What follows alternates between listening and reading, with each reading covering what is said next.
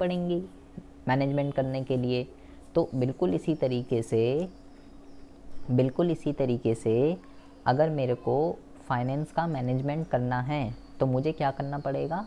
अगर मुझे फाइनेंस का मैनेजमेंट करना है तो मुझे फाइनेंस की प्लानिंग करनी पड़ेगी। अच्छा, अब इसमें बच्चों को कन्फ्यूज़न बहुत होती है क्योंकि दोनों के जो मीनिंग है वो बहुत ही ज़्यादा सिमिलर हैं। तो अब मैंने भी आपको फाइनेंशियल मैनेजमेंट का मीनिंग क्या बताया था कि भाई फाइनेंशियल मैनेजमेंट का जो मीनिंग होता है वो होता है पैसे को सही तरीके से यूटिलाइजेशन करना। और पैसे का सही तरीके से यूटिलाइजेशन करना फाइनेंशियल मैनेजमेंट कहलाता है। कहाँ से आना चाहिए और कैसे उसका यूटिलाइजेशन करना चाहिए, ये सारी के इफ़ेक्टिव यूटिलाइजेशन। अब देखो इसके मीनिंग में अगर हम बात करें तो इसके मीनिंग में देखो क्या लिखा हुआ है। फाइनेंशियल प्लानिंग का मतलब होता है deciding in advance how much to spend on what to spend और according to the fund at your disposal. इसका मतलब क्या हुआ? कह रहा है फाइनेंशियल प्लानिंग का मतलब ये है कि एडवांस में ही ये डिसाइड कर लेना कितना खर्च करना है, कहाँ खर्च करना है, क्या खर्च करना है, ये सारी की सारी चीज़ें को फाइनेंशियल। देखो प्लानिंग का मतलब क्या होता है? प्लानिंग का मतलब हम पहले भी पढ़ चुके हैं कि कुछ करने से पहले सोच विचार करना प्लानिंग कहलाता है। तो यहाँ पे भी वही है, वही पैसे को खर्च करने से पहले एक रफली आइडिया, एक ब्लूप्रिंट जो है पहले ही तैयार कर लीजिए। इतना पैसा यहाँ जाएगा, इतना यहाँ जाएगा, इतना यहाँ जाएगा। उसी चीज़ को जो है हम क्या कहते हैं? उसी चीज़ को जो है हम फाइनेंशियल प्लानिंग कहते हैं। या इन अदर वर्ड्स फाइनेंशियल प्लानिंग के अंदर क्या क्या चीज़ें इंक्लूड होती हैं? Determination of amount of finance needed by an enterprise to carry out the operation smoothly। एक ऑर्गेनाइजेशन को स्मूथली रन करने के लिए कि उसकी सारी की सारी एक्टिविटीज़, सारे के सारे ऑपरेशंस जो हैं वो स्मूथली रन हो सके, उसके लिए कितने पैसे की ज़रूरत पड़ेगी, उस चीज़ की डिटर्मिनेशन करना फाइनेंशियल प्लानिंग के अंदर आता है, ताकि कोई भी ऑपरेशन, कोई भी एक्टिविटी रुके ना, काम जो है ऑर्गेनाइजेशन के अंदर वो कॉन्टीन्यूसली चलता रहे, बीच में दिक्कत ना आ जाए। Determination of source of fund, किस सोर्स से कितना पैसा लेना चाहिए,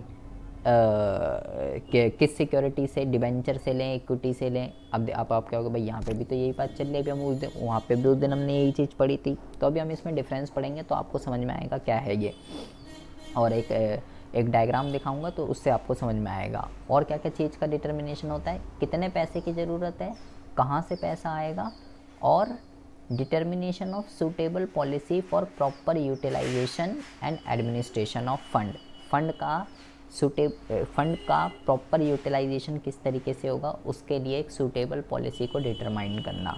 ये 3 चीज़ें बेसिकली इसके अंदर आती हैं। इसी को हम क्या कहते हैं? इसी को हम जो है फाइनेंशियल प्लानिंग कहते हैं। तो फाइनेंशियल प्लानिंग का मीनिंग कई बार ही आता है, ये आप मीनिंग बहुत ही अच्छे से देख लीजिएगा, बाकी कुछ पढ़ने की ज़रूरत नहीं है। अगर हम बात करें इसके ऑब्जेक्ट की, इसके ऑब्जेक्ट बेटा बहुत ही इंपॉर्टेंट है, इसके ऑब्जेक्ट आते हैं एग्ज़ाम में, और रोल भी। मैं क्यों करूं फाइनेंशियल प्लानिंग? मैं पैसे का एडवांस में ही एक रफली आइडिया, एक ब्लूप्रिंट क्यों तैयार करूं? कह रहा है financial planning is done to achieve the following 2 object. 2 ऑब्जेक्टों को अचीव करने के लिए फाइनेंशियल प्लानिंग करनी चाहिए। किन 2 ऑब्जेक्टों के लिए? To ensure availability of fund whenever these are required. मतलब क्या हुआ इसका, कि जब भी फंड की अवेलेबिलिटी को इंश्योर करना, कि जब भी पैसों की ज़रूरत हो आपकी ऑर्गेनाइजेशन के अंदर पैसा जो है वो अवेलेबल हो। The main object of financial planning is that sufficient fund should be available in the company for different purpose such as for purchase of long term asset to meet day to day expense etc। मतलब कि एक organisation को smoothly run करने के लिए जितने भी पैसे की ज़रूरत है, चाहे वो शॉर्ट टर्म से रिलेटेड हो, डे टू डे से रिलेटेड हो, लॉन्ग टर्म से रिलेटेड हो, किसी भी चीज़ से रिलेटेड हो, एक ऑर्गेनाइजेशन के अंदर जितना पैसा होना चाहिए उतना हो, इस चीज़ के लिए फाइनेंशियल प्लानिंग करनी चाहिए। To see that firm does not raise resources unnecessary. मतलब कि पैसे का पैसे की बर्बादी ना हो, ठीक है। जो भी भाई आप एक ऑर्गेनाइजेशन के पास जो फंड है, हो सकता है उन्होंने बोरिंग से लिया हो, तो अगर वो पैसा बोरिंग से लिया गया है तो उनको इंटरेस्ट भी जाएगा, अलग अलग चीज़ों को अलग अलग चीज़ें देनी पड़ती हैं। तो भाई पैसों का बर्बादी ना करो, ख़राबी ना करो। Excess funding is as bad as an inadequate और शॉर्टेज ऑफ फंड। कह रहा है अगर पैसा कम होना हानिकारक है तो पैसा ज़्यादा होना भी हानिकारक है। कम होगा तो भी दिक्कत, ज़्यादा होगा तो भी दिक्कत, दोनों ही चीज़ें दिक्कत है।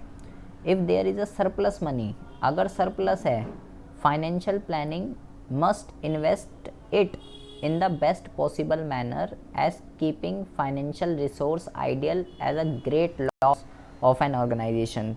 तो अगर सरप्लस है तो फाइनेंशियल प्लानिंग के अकॉर्डिंगली हम उस पैसे को एक अच्छी जगह इन्वेस्ट कर सकते हैं ताकि उस पैसे का लॉस ना हो, उस पैसे का मिसयूज़ ना हो। Financial planning include both short term as well as long term planning. Financial planning के अंदर ऐसा नहीं केवल शॉर्ट टर्म की प्लानिंग, इसमें शॉर्ट टर्म और लॉन्ग टर्म दोनों तरीके की प्लानिंग को इंक्लूड किया जाता है। लॉन्ग टर्म प्लानिंग के अंदर क्या आता है, focus on capital expenditure plan. Capital expenditure कौन से होते हैं, कौन सा एसेट खरीदना चाहिए, कौन सा एसेट नहीं खरीदना चाहिए। Whereas short term financial plan, short term financial planning को हम क्या कहते हैं, शॉर्ट टर्म फाइनेंशियल प्लानिंग को हम बजट कहते हैं, जिसके अंदर क्या होता है, budget include detail plan of action of a period of 1 year और लेस। 1 साल या उससे कम टाइम पीरियड के अंदर अंदर ऑर्गेनाइजेशन के सारे प्लान्स क्या हैं, क्या करने जा रही है फर्म आने वाले साल में, क्या नहीं करने जा रही है, वो शॉर्ट टर्म प्लान्स कहलाते हैं, जिसको हम बजट के नाम से जानते हैं। तो फाइनेंशियल प्लानिंग के अंदर शॉर्ट टर्म और लॉन्ग टर्म दोनों तरीके की प्लानिंग होती है। तो बेसिकली फाइनेंशियल प्लानिंग क्यों करनी चाहिए, एक तो फर्म को जब भी पैसों की ज़रूरत हो तब पैसा अवेलेबल होना चाहिए, दिक्कत ना आए, स्मूथली रनिंग करे ऑर्गेनाइजेशन।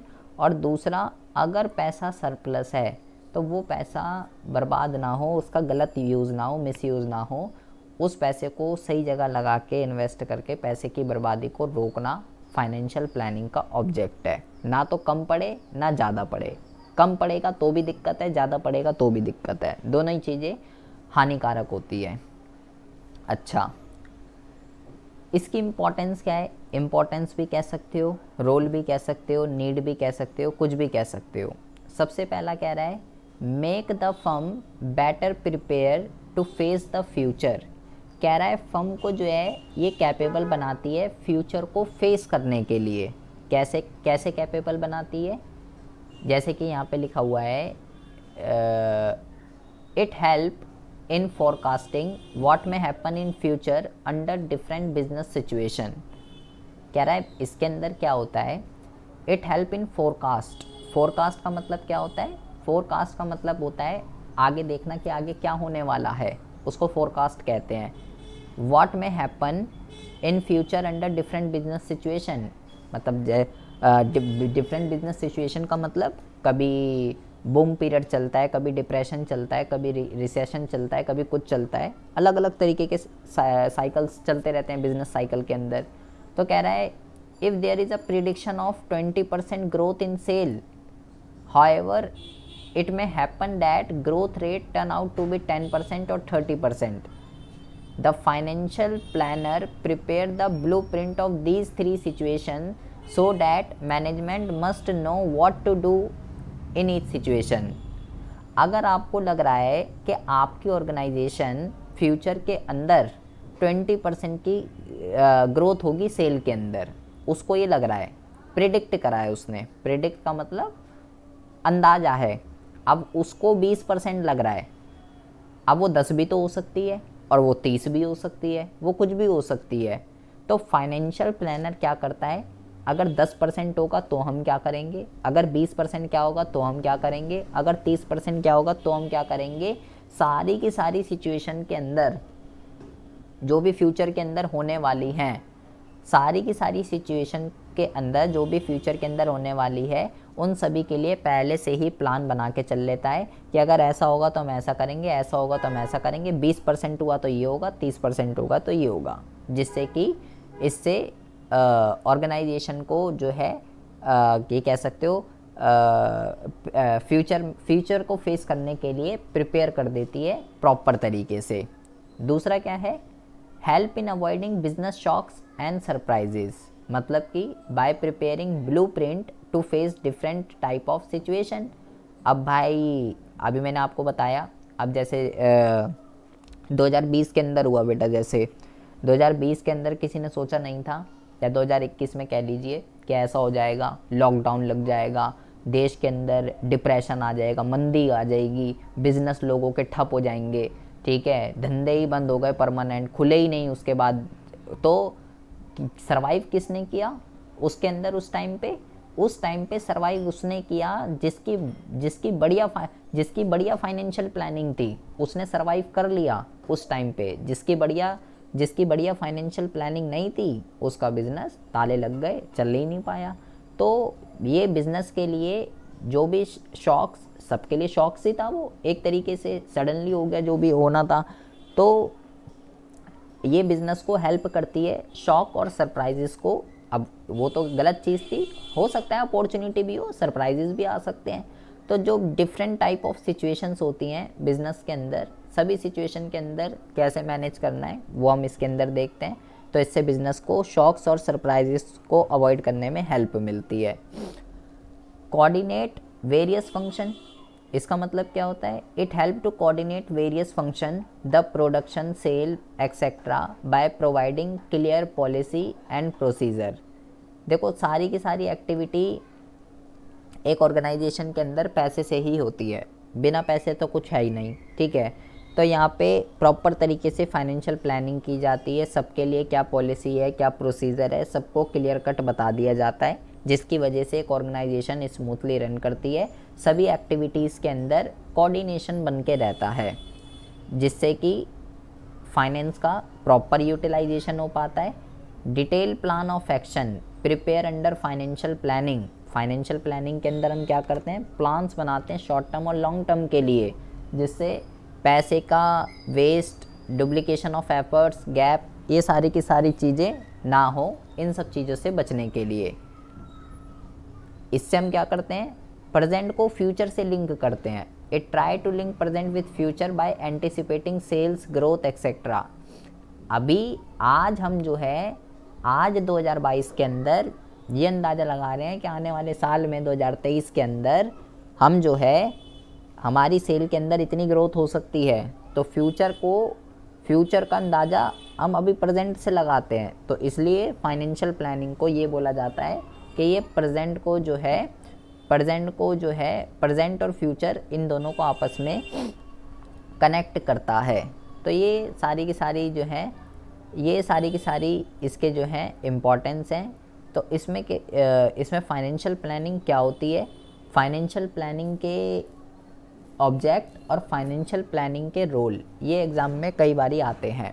अब इसके बच्चों ये 7 हैं, इतने नहीं पढ़ने आपको। अब इसमें बच्चे सेम समझने लगते हैं कि यार अब फाइनेंशियल मैनेजमेंट भी हमने यही पढ़ा था और फाइनेंशियल प्लानिंग भी यही है। तो देखिए ये एक बहुत ही अच्छा वो बना हुआ है बेटा, यहाँ पे सारी कन्फ्यूज़न यहाँ पे आपको दूर हो जाएगी। पहले हम बात करते हैं फाइनेंशियल मैनेजमेंट की। फाइनेंशियल मैनेजमेंट हमने क्या पढ़ा था, it refer to efficient acquisition, utilisation and disposal of surplus for the smooth flow of an organisation. Surplus का इफ़ेक्टिव तरीके से एक्विजिशन करना, यूटिलाइजेशन करना और डिस्पोजल करना क्या कहलाता है, फाइनेंशियल मैनेजमेंट कहलाता है, ताकि ऑर्गेनाइजेशन स्मूथली रन कर सके। लेकिन फाइनेंशियल प्लानिंग का क्या मतलब है, इट रेफर टू, बेटा बहुत ज़्यादा देखो यहाँ पे क्या लिखा है, एस्टिमेशन ऑफ कैपिटल रिक्वायर्ड। एक ऑर्गेनाइजेशन को कितने कैपिटल की ज़रूरत है, ये फाइनेंशियल प्लानिंग के अंदर डिसाइड किया जाता है। Deciding the source of fund, पैसा कहाँ से आएगा, ये यहाँ पे डिसाइड किया जाता है। And optimum utilisation of fund, और उस पैसे का सही तरीके से यूटिलाइजेशन किस तरीके से किया जाएगा, ये फाइनेंशियल प्लानिंग के अंदर किया जाता है। कितना पैसा चाहिए, कहाँ से आएगा और कैसे उसका यूज़ करना है, ये सारी चीज़ें फाइनेंशियल प्लानिंग के अंदर यूज़ की जाती हैं। It is a wider scope, ये बड़ा है financial management, it include financial planning, इसके अंदर फाइनेंशियल प्लानिंग इंक्लूड है, और ये एक नैरो कॉन्सेप्ट है, ये फाइनेंशियल मैनेजमेंट का एक सेगमेंट है, एक यूनिट है। देखो यहाँ पे जो है, यहाँ पे आप देखो फाइनेंशियल प्लानिंग, ये जो पूरा बॉक्स बना हुआ है उसके अंदर फाइनेंशियल प्लानिंग लिखा हुआ है, फाइनेंशियल मैनेजमेंट के अंदर फाइनेंशियल प्लानिंग लिखा हुआ है। अगर आपको फाइनेंस का मैनेजमेंट करना है तो उसके लिए फाइनेंशियल प्लानिंग करनी पड़ेगी एंड फाइनेंशियल डिसीजन लेने पड़ेंगे, कई सारी चीज़ें करनी पड़ती है। तो फाइनेंशियल प्लानिंग फाइनेंशियल मैनेजमेंट का एक सेगमेंट होता है। इसका लिंक किस चीज़ से है? फाइनेंस से रिलेटेड जितनी भी एक्टिविटीज़ हैं उन सबको मैनेज करना, वो फाइनेंशियल मैनेजमेंट है। लेकिन इसका लिंक किससे है? इसका ऑब्जेक्ट है ensure availability of fund, organisation के अंदर पैसा होना चाहिए, and see that the firm does not raise the fund unnecessary, और फर्म उस पैसे को गलत तरीके से यूज़ तो नहीं कर रही है, अननेसेसरी गलत जगह उसका यूटिलाइजेशन तो नहीं कर रही है, ये इसका यहाँ देखना है।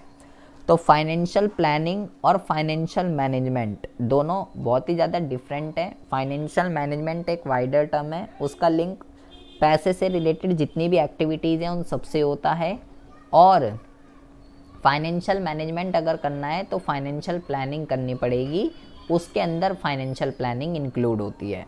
फाइनेंशियल प्लानिंग के अंदर हमने दो चीज़ें पढ़ी हैं, इसके ऑब्जेक्ट और इसकी इम्पोर्टेंस। एक बहुत ही छोटा टॉपिक है, इसी से रिलेटेड था लेकिन इम्पॉर्टेंट है। इसके कुछ कीवर्ड्स दे रखे हैं जो केस स्टडी के अंदर यूज़ हो सकते हैं, कि अगर फाइनेंशियल प्लानिंग के ऊपर केस स्टडी का क्वेश्चन आता है तो वहाँ पे इस तरीके के वर्ड यूज़ करता है कि to make sure right amount of capital is available at the right time, कि बिज़नेस के अंदर, ऑर्गेनाइजेशन के अंदर जितने कैपिटल की रिक्वायरमेंट है उतना पैसा जो है अवेलेबल होना चाहिए, इस तरीके का वर्ड यूज़ करता है, तो वो फाइनेंशियल प्लानिंग है। Ensure availability of fund one ever required, जब भी बिज़नेस को, जब भी ऑर्गेनाइजेशन को पैसे की ज़रूरत हो तब उसको जो है अवेलेबल करा दे, तो वो फाइनेंशियल प्लानिंग है। तो फाइनेंशियल प्लानिंग पे जिस भी तरीके से केस स्टडी आ सकती है उसके लिए कीवर्ड्स भी यहाँ पे दे रखे हैं, जिससे आपको हेल्प मिलती है करने के लिए। जैसे देखो, जैसे यहाँ पे क्वेश्चन दे रखा है, Rohan inherited a very large area of agriculture land in Haryana after the death of his grandfather. He plan to sell this piece of land and use the money to set up a small scale paper factory to manufacture all kind of stationery item from recycled paper. He consulted friend Ramesh, who is working in a financial consultancy firm.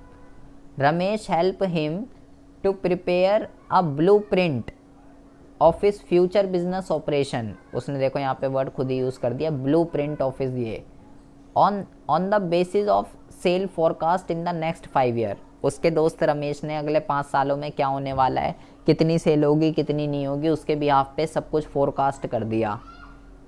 Based on this estimation he help Rohan to assess the fix and working capital requirement of business. और ऐसा करके उसने रोहन की क्या करी, उसने रोहन की help करी कि उसको कितनी फिक्स कैपिटल चाहिए, कितनी वर्किंग कैपिटल चाहिए, इन सब का अंदाज़ा लगाने में।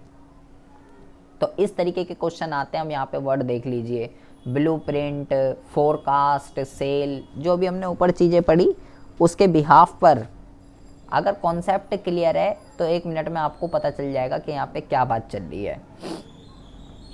अब बेटा बहुत ही ज़्यादा ध्यान से सुनेंगे, अब बहुत ही इंपॉर्टेंट चीज़ के रिगार्डिंग हमें बात करनी है। अब मुद्दे का नाम है कैपिटल स्ट्रक्चर। जो है ये क्या होता है कैपिटल स्ट्रक्चर? अभी मैंने आपको फाइनेंशियल प्लानिंग बताया कि कितनी कैपिटल की ज़रूरत है, वो फाइनेंशियल प्लानिंग के अंदर डिसीजन लिया जाता है। पैसा किस सोर्स से लें, इक्विटी से लें, प्रेफरेंस से लें, डिवेंचर से लें, किस सोर्स से पैसा लिया जाए, ये भी फाइनेंशियल प्लानिंग के अंदर किया जाता है। और उस पैसे का इफ़ेक्टिव यूटिलाइजेशन किस तरीके से हो, ये भी फाइनेंशियल प्लानिंग के अंदर यूज़ किया जाता है। तो सबसे पहले हम बात करते हैं कैपिटल स्ट्रक्चर का मीनिंग क्या होता है। देखो कैपिटल का मतलब तो मेरे को पता ही है कि भाई बिजनेस के अंदर जो भी पैसा लगता है उसको कैपिटल कहते हैं। और स्ट्रक्चर का मतलब क्या होता है? स्ट्रक्चर का मतलब होता है ढांचा, कि कितना पैसा किसका होना चाहिए, मतलब कितना कैपिटल जो है वो कई सारी चीज़ों से जोड़कर बनती है, तो कितना पैसा किसका होना चाहिए वो डिसीजन कैपिटल स्ट्रक्चर के अंदर लिया जाता है। कितना पैसा इक्विटी से लिया जाए, कितना पैसा शेयर्स से लिया जाए, कितना डिबेंचर से लिया जाए, कितना बैंक से लोन से लिया जाए, कितना शॉर्ट टर्म से लिया जाए, कितना लॉन्ग टर्म से लिया जाए, ये सारे डिसीजन कैपिटल स्ट्रक्चर के अकॉर्डिंगली कैपिटल स्ट्रक्चर के अंदर लिए जाते हैं। देखो क्या कह रहा है, capital structure mean the portion of डेब्ट and equity use for finance the operation of business के ऑपरेशन को चलाने के लिए कितना पोर्शन फाइनेंस का, कितना पोर्शन डेब्ट का होना चाहिए, कितना इक्विटी का होना चाहिए, वही क्या कहलाता है? कैपिटल स्ट्रक्चर कहलाता है। अगर आपको कुछ याद हो तो एक फॉर्मूला पढ़ा था हमने अकाउंट्स में, रेशो वाले चैप्टर के अंदर, और वहाँ पे ये फॉर्मूला था डेब्ट अपॉन में इक्विटी। ये किसका फॉर्मूला था? डेब्ट इक्विटी रेशो का, जो क्या बताता है कि भाई कितना डेब्ट है और कितनी इक्विटी है, ये उसको बताता है। देखिए क्या कह रहा है, इन अदर वर्ड्स ये फॉर्मूला डेब्ट इक्विटी रेशो का है। Capital structure represent the portion of डेब्ट capital and equity capital in the capital structure. Capital structure आपको ये बताता है कि जो भी बिजनेस की टोटल कैपिटल है, उस टोटल कैपिटल के अंदर कितनी कैपिटल इक्विटी शेयर की है और कितनी कैपिटल डेब्ट कैपिटल है, मतलब डिवेंचर की कितनी कैपिटल है। डेब्ट कैपिटल का मतलब डिवेंचर लॉन्ग टर्म वगैरह से कितनी कैपिटल अराइज करी है, वो डेब्ट कैपिटल कहलाती है, वो कैपिटल स्ट्रक्चर कहलाता है। What kind of capital structure is best, like जैसे कि मान लीजिए एक ऑर्गेनाइजेशन की जो है, मैं बोलूँ कैपिटल स्ट्रक्चर, मान लो उसका जो है 10 लाख है, मान लो 10 लाख है, तो उस 10 लाख में से मान लो 7 लाख जो है वो डेब्ट कैपिटल है और 3 लाख जो है वो आपका इक्विटी कैपिटल है। तो ये जो रेशो है 7:3, ये रेशो ही क्या कहलाता है? ये रेशो ही कहलाता है कैपिटल स्ट्रक्चर, कि कितना पैसा कैपिटल का होना चाहिए, कितना पैसा इक्विटी का होना चाहिए। जो भी बिजनेस की टोटल कैपिटल है, उस रेशो को, उस पोर्शन को हम क्या कहते हैं? कैपिटल स्ट्रक्चर कहते हैं। देखिए क्या लिखा था यहाँ पे, पोर्शन ऑफ डेब्ट and equity use for financing operation. कितना पोर्शन डेब्ट का और कितना पोर्शन इक्विटी का कैपिटल में यूज़ हो रहा है, उसको हम जो है कैपिटल स्ट्रक्चर कहते हैं। फिर क्या लिखा हुआ है, what kind of capital structure is best for firm is very difficult to define. The capital structure should be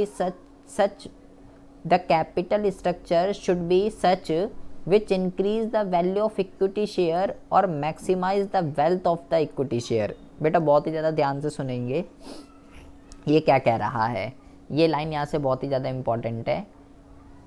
एक ऑर्गेनाइजेशन के लिए कौन सा कैपिटल स्ट्रक्चर बेस्ट होगा, मतलब कि कितना पैसा इक्विटी से लें और कितना पैसा डेब्ट से लें, हमें कैसे पता चलेगा कि कौन सा बेस्ट है?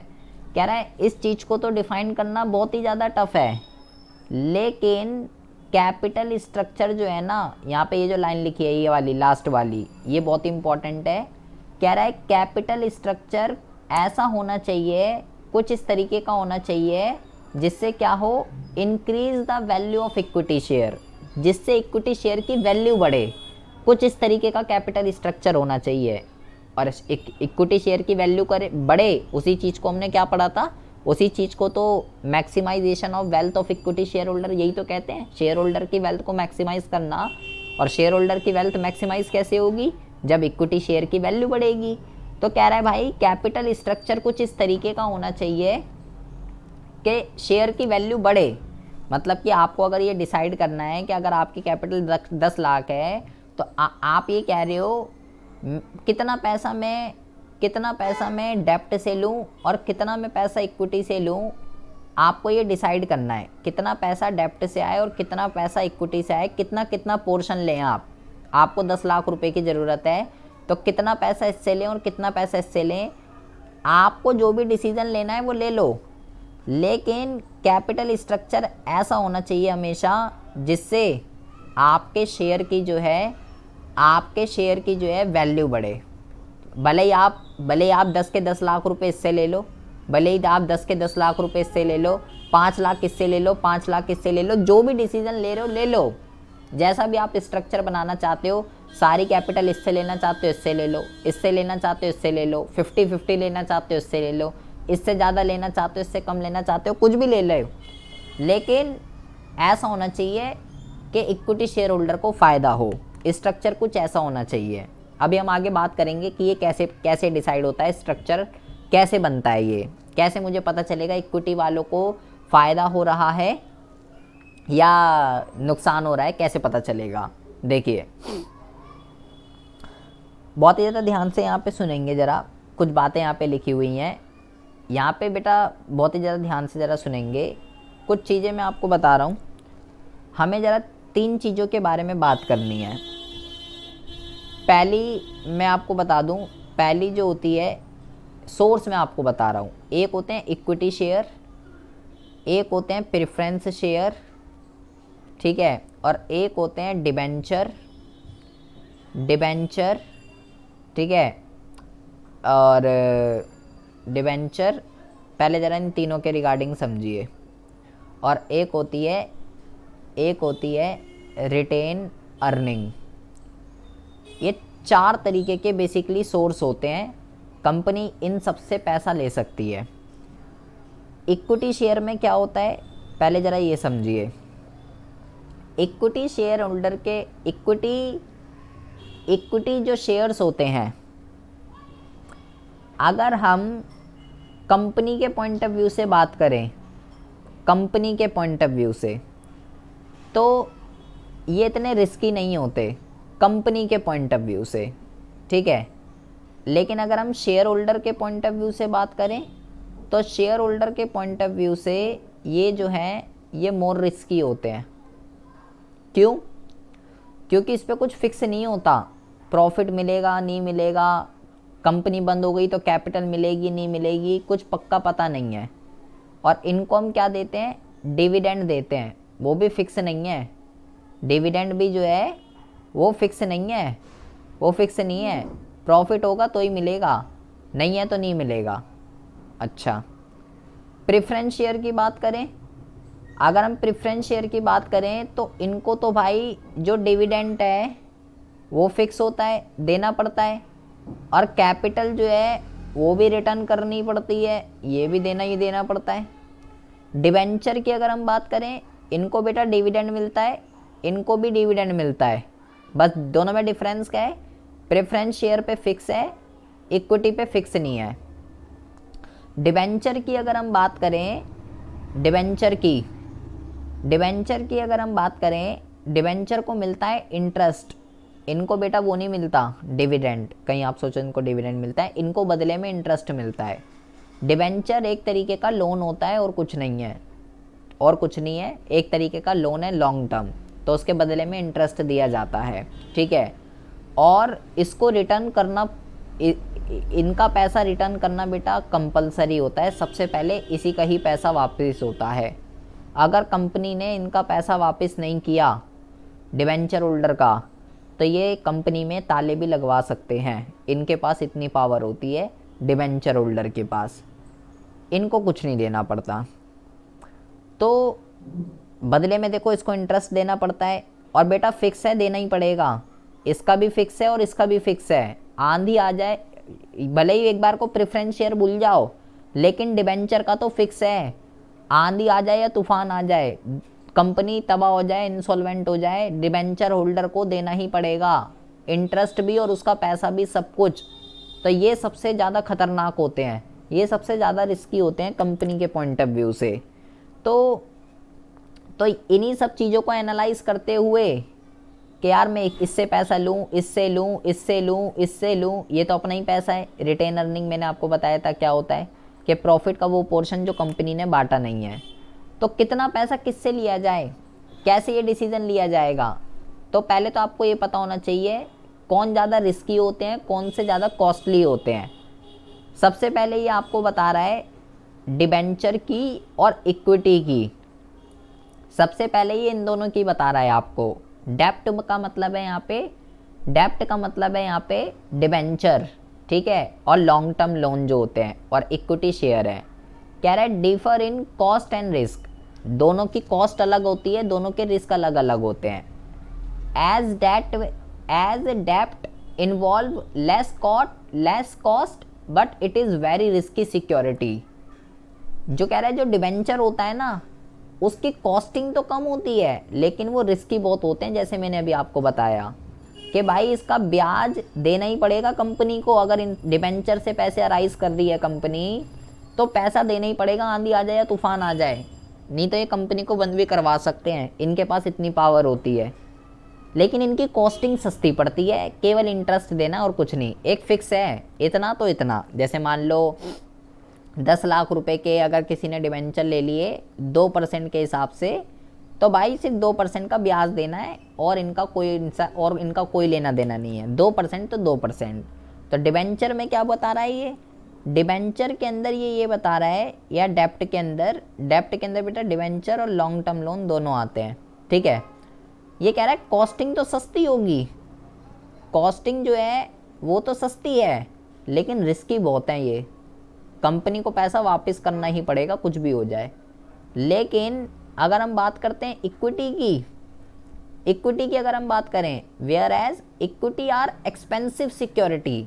कॉस्टिंग की अगर बात करें तो कह रहा है भाई महंगी है, लेकिन but these are safe security from company point of view. लेकिन कंपनी के पॉइंट ऑफ व्यू से रिस्की नहीं है। क्यों? ना तो एक फिक्स रेट से डिविडेंड देना, कंपनी अगर बंद हो गई कैपिटल रिटर्न की भी कोई गारंटी नहीं होती, पहले डिवेंचर प्रेफरेंस शेयर होल्डर इनको लौटाया जाएगा। तो कंपनी को ये देखना पड़ता है सबको बेटा कुछ ना कुछ देना भी है, चाहे पैसा इक्विटी से ले, चाहे प्रेफरेंस से ले, चाहे डिवेंचर से ले, किसी से भी ले। किसी को डिविडेंड देना है तो किसी को इंटरेस्ट देना है, ये इनकी कॉस्टिंग कहलाती है। तो कंपनी को ये देखना पड़ता है कि मेरे को किससे सस्ता पड़ेगा, किससे पैसा लूँ और रिस्क भी कम हो। कम रिस्क, देखो सिंपल सी बात है, कंपनी क्या चाहती है, कंपनी ये चाहती है एक ऐसा फंड जिसमें low risk low cost. Company ये चाहती है ऐसा सोर्स ऑफ फंड जिसमें रिस्क भी कम हो और कॉस्टिंग भी कम आए, उसको कंपनी अडॉप्ट कर लेती है। लेकिन हर चीज़ बेटा अपोजिट चलती है, जिसमें कॉस्टिंग कम आएगी उसमें रिस्क ज़्यादा होगा, जिसमें कॉस्टिंग ज़्यादा आएगी तो उसमें रिस्क कम होगा। हर चीज़ अपोजिट चलती है और कंपनी ये दोनों चाहती है। तो कंपनी को भाई फिर तो सब कुछ एनालाइज करना पड़ेगा कि यार अब मैं क्या, क्योंकि सब कुछ अपोजिट चलती है ना भाई, सिंपल सी बात है, मोर रिस्क मोर प्रॉफिट, ये तो हर जगह चलता है बात।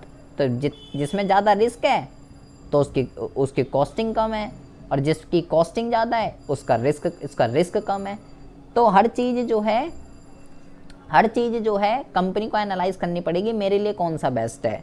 तो यहाँ पे इस वाले के अंदर इसने आपको डेप्ट और इक्विटी शेयर के बारे में बताया है, प्रेफरेंस के बारे में इसने नहीं बताया। प्रेफरेंस के बारे में मैंने आपको बता दिया, इनको भी डिबेंचर डिविडेंड दिया जाता है फिक्स रेट से, ठीक है, और देना ही।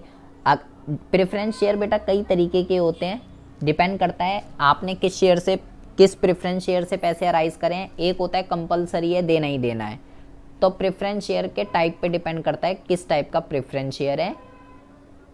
अब ये क्या कह रहा है, जो डेप्ट होता है, डेप्ट is risky because payment of regular interest on dept is a legal obligation of the business. क्यों रिस्की है डिबेंचर?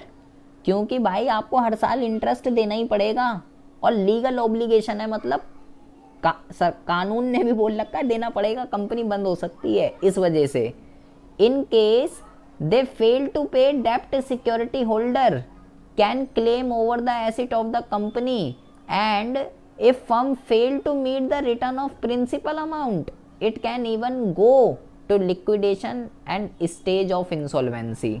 क्या लिखा हुआ है बेटा यहाँ पे? यहाँ ये लिखा हुआ है कि अगर किसी कंपनी ने मान लो एक कंपनी है, अगर किसी कंपनी ने डिबेंचर से पैसे ले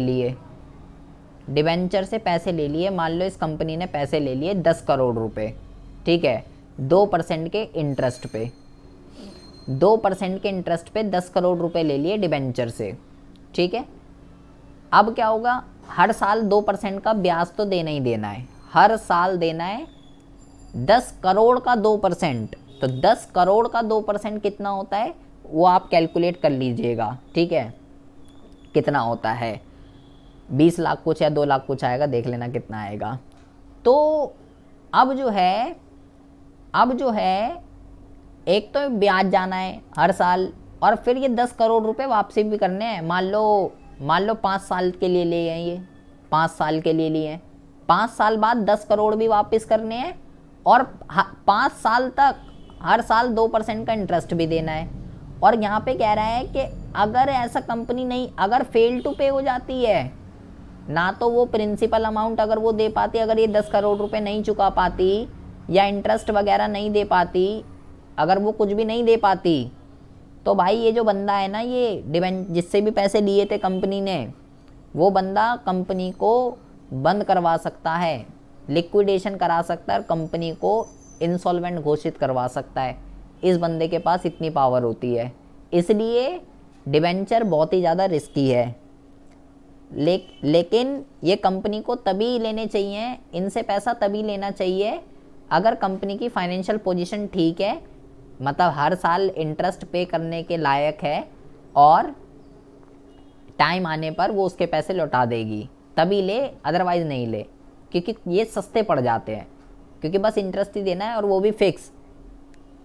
लेकिन अगर हम इक्विटी की बात करें तो इक्विटी शेयर होल्डर जो है वो बहुत ही ज़्यादा सेफ होते हैं कंपनी के पॉइंट ऑफ व्यू से, क्योंकि कंपनी के ऊपर कोई लीगल ऑब्लिगेशन नहीं होती, ना तो डिविडेंड पे करने का कोई वो होता, और इफ़ इट्स अगर लॉस भी हो रहा है तो अच्छा क्या लिखा हुआ है देखिए यहाँ पे, equity securities are safe security from company point of view as company has no legal obligation to pay dividend to equity shareholder। अब ये एक सेफ सिक्योरिटी क्यों है, क्योंकि कंपनी के ऊपर कुछ भी फिक्स नहीं है कि इक्विटी वालों को डिविडेंड देना है या नहीं देना, ठीक है, कोई भी फिक्स नहीं है, तो कोई बर्डन नहीं है कंपनी के ऊपर, बढ़िया है, मज़े हैं फिर तो इसी की वजह से इसको सेफ माना जाता है। लेकिन अगर ये if it is running a loss, अगर कंपनी लॉस में चल रही है तो ये फिर उसको महंगे पड़ सकते हैं। तो कैपिटल स्ट्रक्चर का कहने का मतलब क्या है, capital structure of the business affect the profitability and financial risk. कह रहा है कैपिटल स्ट्रक्चर जो है वो